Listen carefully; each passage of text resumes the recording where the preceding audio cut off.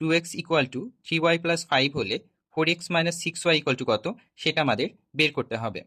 অঙ্কটি প্রাথমিক সহকারী শিক্ষক নিয়োগ পরীক্ষা 2022-এর প্রশ্ন। আচ্ছা, প্রথমত যা দেওয়া আছে আমরা সেটা তুলে নিই যে 2x equal to 3y plus 5।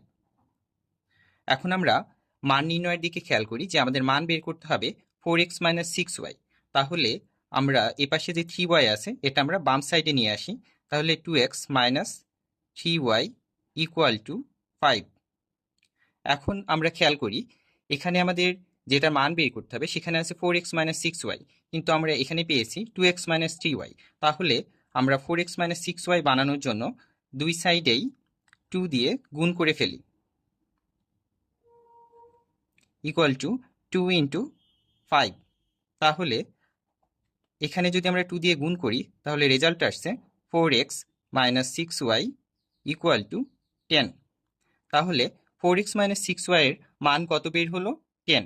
সুতরাং অপশন অনুযায়ী আমাদের ক নম্বর অপশনটা কারেক্ট।